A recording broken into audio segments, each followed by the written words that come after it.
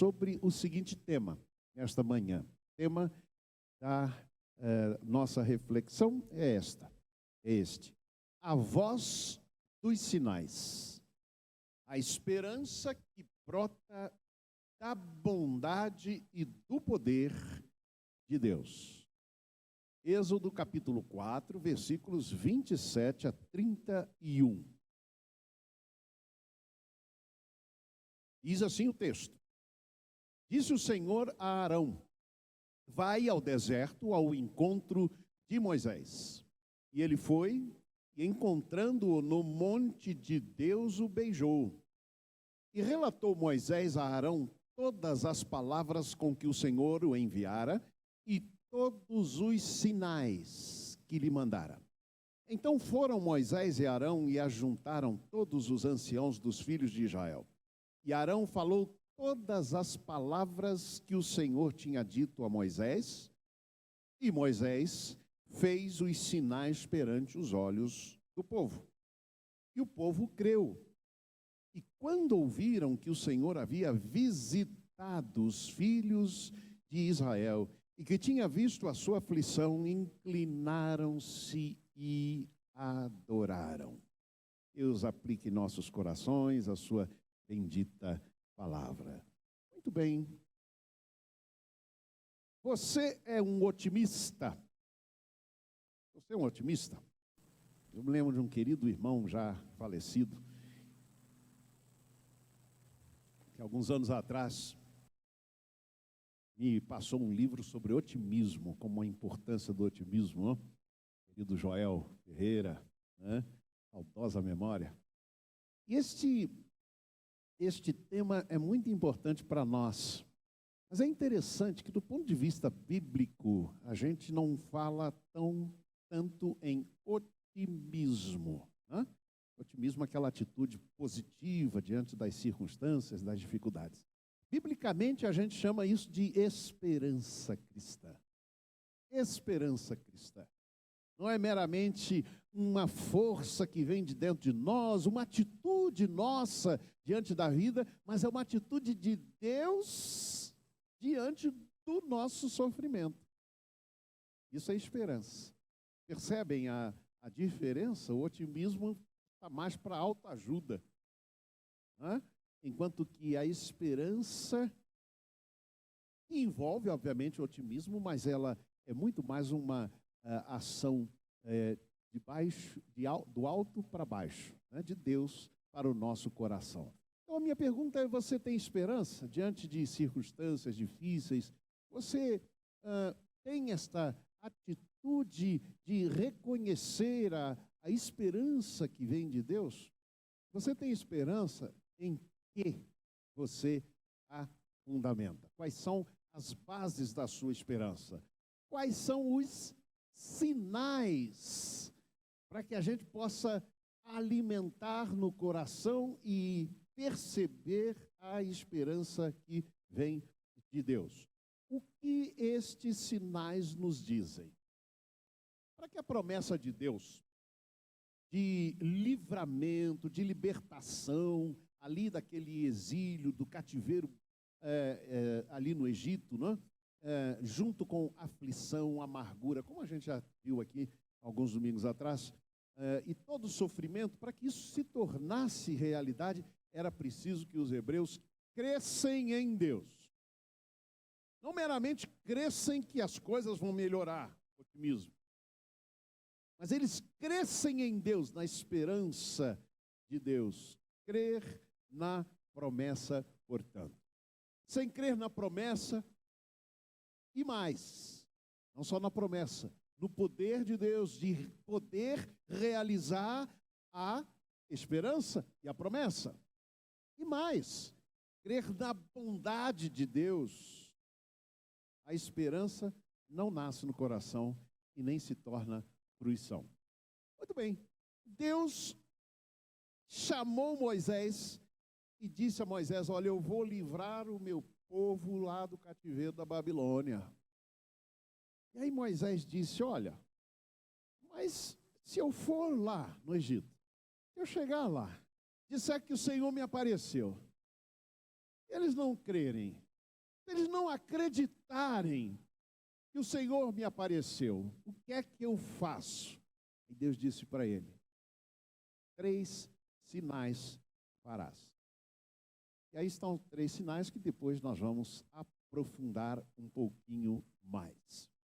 Mas, literalmente, o texto diz algo muito importante, o texto de capítulo 4, versículo 8, quando Deus diz o seguinte, diz assim: e sucederá que se eles não te crerem, nem atentarem para o primeiro sinal, crerão no segundo sinal. E depois ele diz, olha, se eles não crerem nem mesmo nos 2 sinais, há um terceiro sinal que você vai fazer.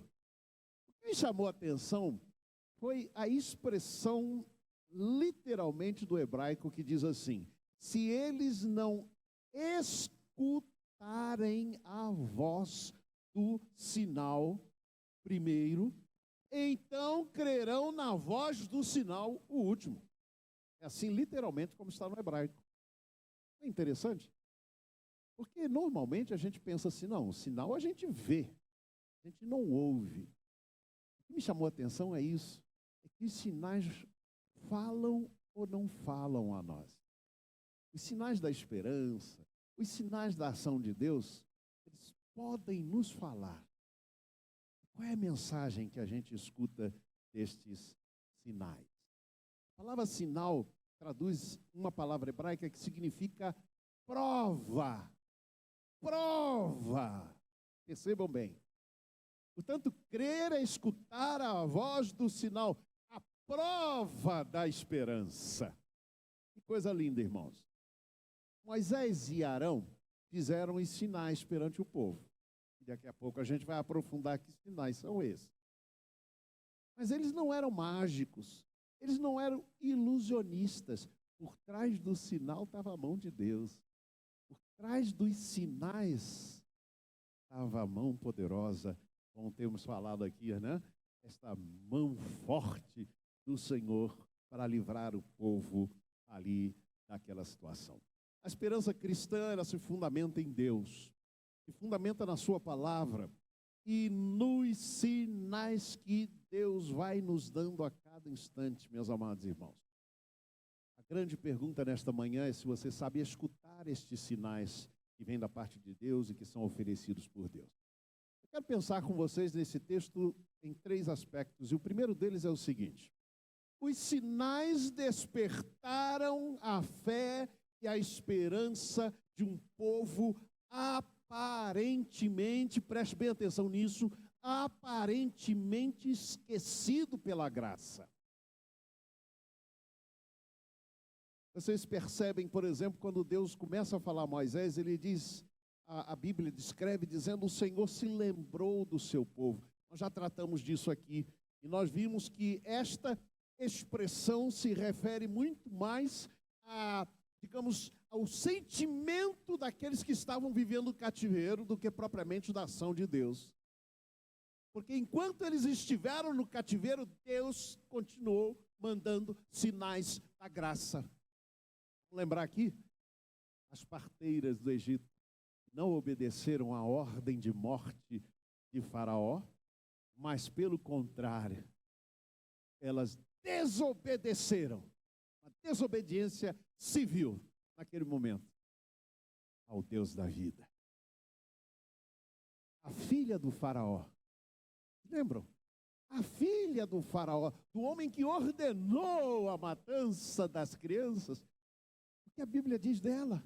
Ela viu um bebê ali dentro de um cesto, ela reconheceu que era um hebreu, ela disse, este é um filho dos hebreus, mas a Bíblia diz que quando ela vê o menino chorar, a filha do Faraó, ela se enche de compaixão. Ela resolve livrar. Preste bem atenção nisto. A filha do poderoso Faraó, rei do Egito, salva o menino que depois seria o libertador do povo da escravidão. Vejam que coisa. Vejam como Deus vai mexendo na história. A grande pergunta é, a gente consegue enxergar essas coisas? Pois bem, os sinais despertaram a fé e a esperança deste povo que aparentemente estava esquecido ali naquele cativeiro. Gente, foram 400 anos de escravidão. Mas dos 400 anos de escravidão, não tenho a menor dúvida, já mencionei alguns dos sinais. Deus estava ali agindo. A Bíblia diz aí nos versos 30 e 31, e Arão falou todas as palavras que o Senhor tinha dito a Moisés e fez os sinais perante os olhos do povo. E a Bíblia diz, o povo creu, e quando ouviram que o Senhor havia visitado os filhos de Israel e que tinham visto a sua aflição, inclinaram-se e adoraram. Inclinaram-se e adoraram. Então a esperança renasceu no coração. A fé renasceu no coração, graças a estes sinais. Não apenas a palavra dita de Deus através de Moisés. A palavra de Deus dita por meio de Moisés. Mas também os sinais da graça de Deus. Mas eu queria chamar a sua atenção para um detalhe. É que a esperança renasceu no coração, aquela expectativa de um bom fim, vamos chamar também otimismo, nasceu no coração do povo. Depois eles vão enfrentar lutas e dificuldades, porque são 10 pragas que vêm sobre o Egito, até que eles experimentassem a libertação. Mas que coisa, vejam o resultado, a esperança que renasce no coração. O que é que eles fizeram? O que é que o texto diz? Se inclinaram e adoraram. Eles creram. E o resultado dessa fé foi a adoração. Foi se inclinar diante do Senhor. A atitude de se inclinar diante do Senhor é uma atitude não apenas de adoração, mas de entrega. Quando a esperança do Senhor renasce em nosso coração, quando Deus mostra o futuro prometido dele para a minha vida e para a sua vida, não há outra atitude, irmãos, correspondente, senão a de nos prostrarmos diante do Senhor. Em atitude de reconhecimento de que tudo que temos e somos pertence ao Senhor. Como vimos semana passada, eu mencionei que a libertação do Egito implicava em que eles estavam sendo libertos para servirem a Deus com o seu melhor. Lembram disso? Falamos na semana passada. Segundo aspecto aqui que me chama a atenção, que os sinais que despertaram a fé e a esperança, eles brotaram da bondade e do poder de Deus. O verso 30 diz assim, e Arão falou todas as palavras que o Senhor tinha dito a Moisés, fez os sinais perante os olhos do povo, e o povo creu, e quando ouviram que o Senhor havia visitado os filhos de Israel, e que tinha visto a sua aflição, eles se inclinaram e adoraram. Despertaram a fé e a esperança, estes sinais, mas eles brotaram da bondade e do poder de Deus. Na história da filosofia e da teologia, existe um termo que tem sido muito debatido, chamado teodiceia. Teodiceia. Uma espécie de, se a gente fosse traduzir ao pé da letra, seria a justificação de Deus. O que isso quer dizer? A teodiceia nasceu com um teólogo alemão chamado Leibniz. E Leibniz, ele colocou esta questão pela primeira vez de forma muito clara. O que quer dizer isso? É um conjunto de argumentos que, em face da presença do mal no mundo, procura defender e justificar a crença em um Deus bondoso e um Deus de poder. Isso é que é o argumento da teodiceia. Por quê? Porque alguns vão dizer assim, se Deus é bom, por que Ele permite que o mal continue no mundo? Então, a argumentação vai ser, bem, ou Ele não é bom, totalmente bom, e por isso Ele permite o mal, ou Ele não é poderoso, capaz de parar o mal. Então, essa foi a tentativa de argumentar. A teologia cristã, a fé cristã, ela tem uma resposta para essa questão, em dizer, Deus é bom o tempo todo. A gente vai cantar daqui a pouco. Deus é bom, mas mais do que isso, a ressurreição ela acabou com a morte. A ressurreição matou a morte. Então, a resposta cristã é esta: Deus sim age com poder. Mas aqui voltamos ao texto, porque o texto dava esta impressão: Deus não é bom, então por isso deixa o seu povo sofrer na escravidão. Ou Deus não é poderoso o suficiente. Quando Deus chama Moisés, ele diz: eu vou libertar o meu povo com mão forte. Vimos no domingo passado. Nós temos os sinais do poder e da bondade de Deus, esses sinais. O primeiro sinal é exatamente quando Deus pede a Moisés: toma, o que é que você tem na tua mão? Ele diz: eu tenho uma vara, tenho um bordão. E Deus disse: lança esta vara no chão. É o que Moisés faz. Quando ele joga no chão, ela se torna em serpente. Serpente. Aí Deus disse para ele assim: pega esta cobra pela cauda. Preste bem atenção, porque o texto diz explicitamente: pega pela cauda. Por quê? Por que Deus não simplesmente diz: pega a cobra? Alguém quer tentar adivinhar por quê? Cada bondade de Deus. Sabia se ele pegasse pela cabeça ou pelo corpo, havia grande risco a cobra mordê-lo e ele morrer. Olha o que o texto diz: quando ele viu a cobra, o que é que Moisés fez? Fugiu de medo. Fugiu de medo. Então nós temos aqui, em primeiro lugar, a prova do poder de Deus. Ele transforma, não é Moisés. Moisés não é ilusionista. Moisés não é mágico. É Deus, e sob a ordem de Deus é que isso acontece. Prova do poder de Deus. E daqui a pouco nós vamos ver que tipo de verdade está atrás aí. Que voz é essa que ele escuta? Mas ele então diz: toma pela cauda. Era o cuidado de Deus. Só que eu descobri uma coisa, pesquisando. Eu vou pedir aí para colocar um videozinho. Não tem som, é só a imagem. Quem tem medo de cobra pode se assustar. Vamos lá. Aí um homem, a cobra entrou lá dentro do quarto do seu colchão, ó. Hã? Sim. Sim. A cobra é capaz de se contorcer se você pega pela cauda. Ela é capaz de se contorcer e te morder, como aquela ali fez. Aquela é a chamada cobra real. Não sei em que país é aquele vídeo, mas enfim, isso acontece. Aí talvez alguém pergunte: por que então Deus mandou Moisés pegar pela cauda? Havia risco de que ela mordesse.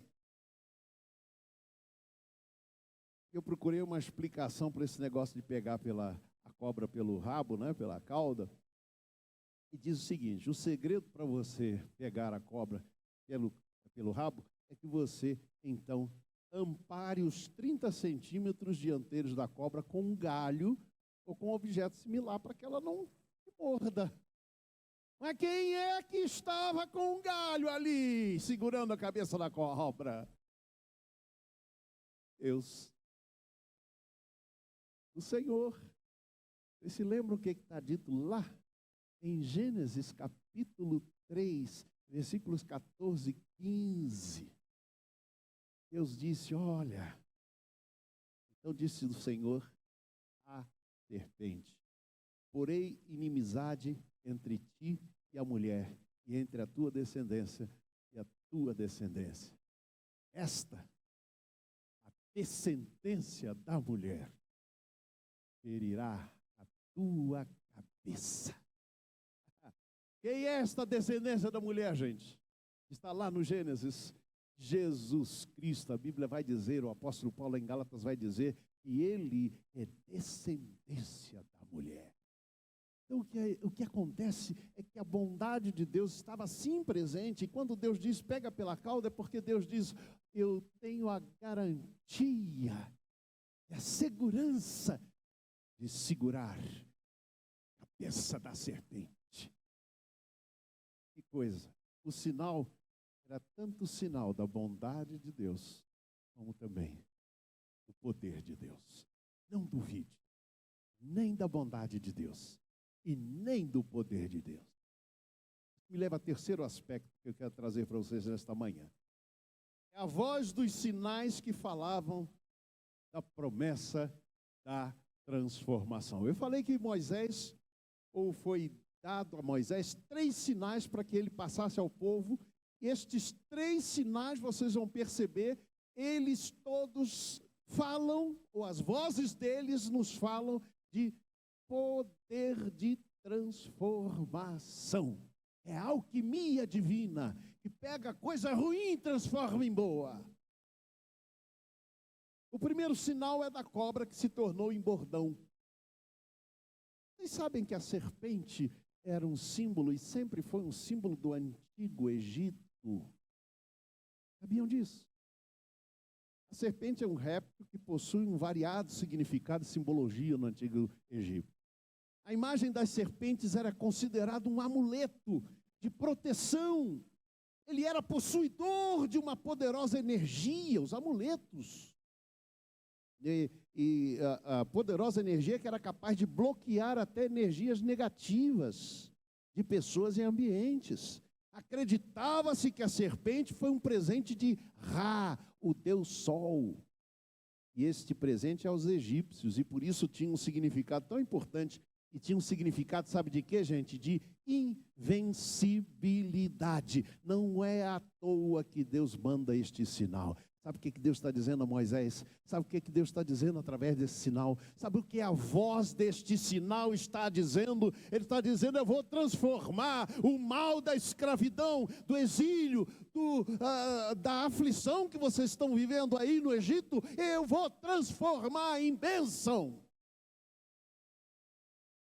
Eu vou libertar vocês e vou levá-los a uma terra boa. Terra que mana leite e mel. Essa palavra de Deus a Moisés é o poder da transformação de Deus que pega o mal, gente, que a gente experimenta e transforma em bênção. José do Egito experimentou isso. Gênesis capítulo 50, verso 20.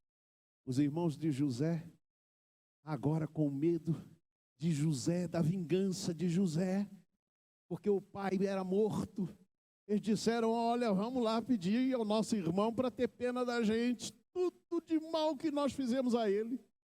E foram Moisés: olha, Jacó, nosso pai, enquanto vivia, disse e pediu a você que nos perdoasse o que nós já fizemos lá atrás. Vendemos você como escravo, te maltratamos. E José responde para eles: vocês intentaram o mal contra mim, mas Deus o intentou para o bem, para ver o que se vê hoje, preservar muita gente com vida. Olha o Deus da vida aí, irmãos.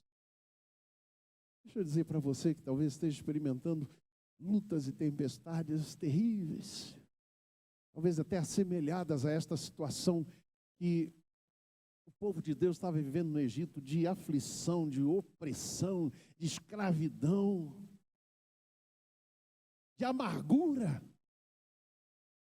Estavam vivendo isso. Deixa eu dizer para você uma coisa.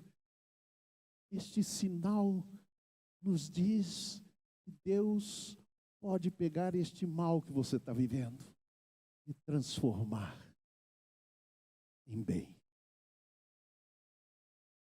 Segundo sinal, a mão leprosa que se tornou sã.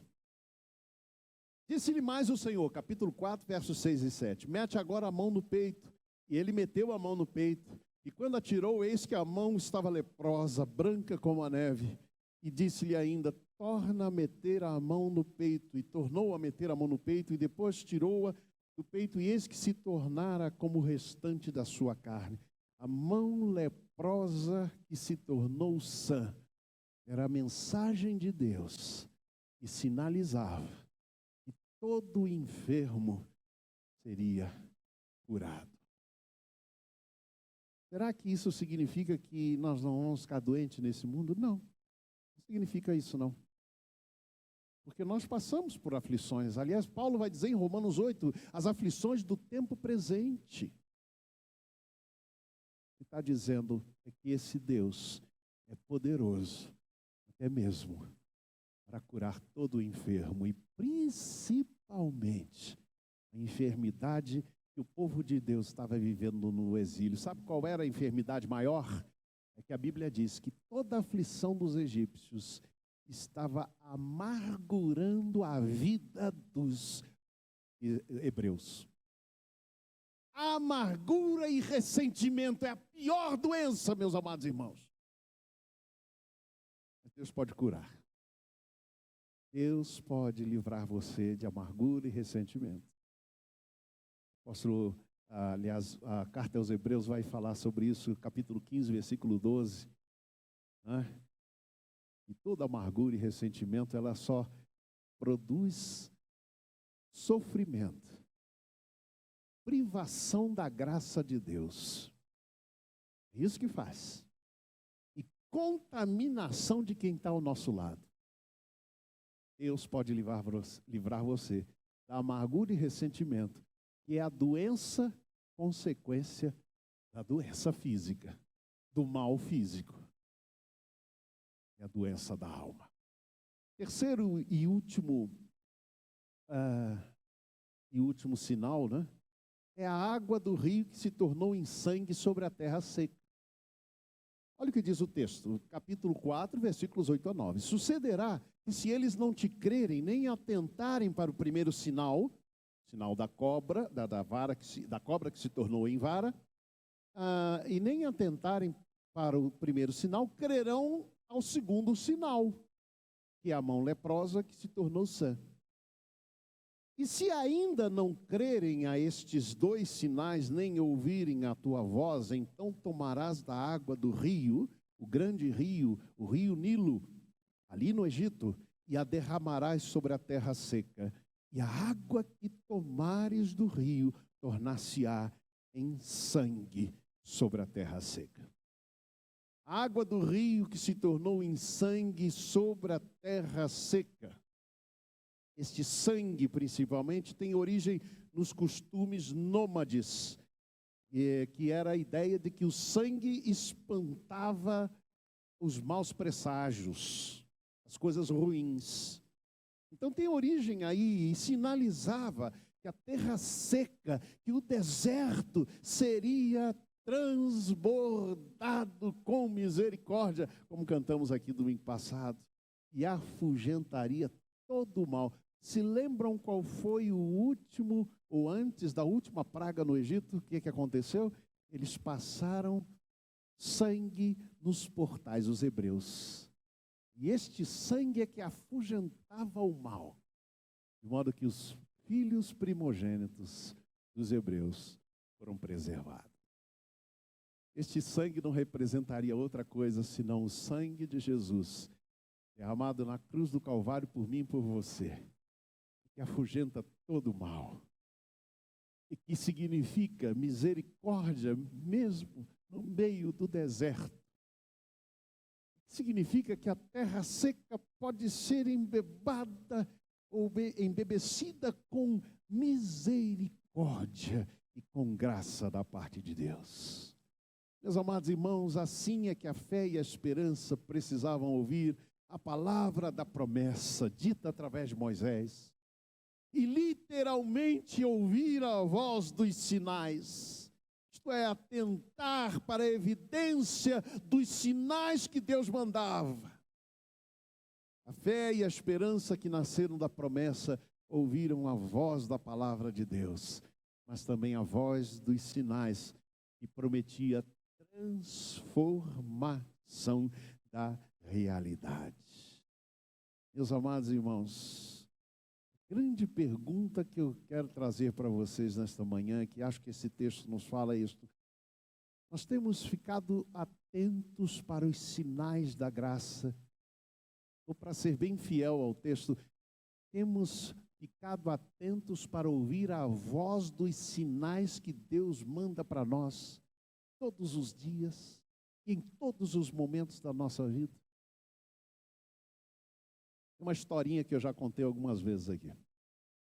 É que um homem que morava numa região, num vale, né? Uma baixada assim, uma cidade. Ele morava naquela baixada e veio uma grande tempestade. E começou a haver uma inundação, todo mundo correu das suas casas, abandonou as suas casas, mas aquele homem era um homem que tinha fé. Ele começou a orar, pedindo a Deus para parar a chuva. E pedindo a Deus, Senhor, me socorre. E a água começou a subir. E ele então subiu em cima da mesa da sua casa. E a água foi subindo. Ele continuou orando. Aí passou uma canoa. E o pessoal disse, vem, pula na canoa. Você vai se afogar. Ele disse, eu estou orando. Deus vai mandar ajuda. A canoa foi embora.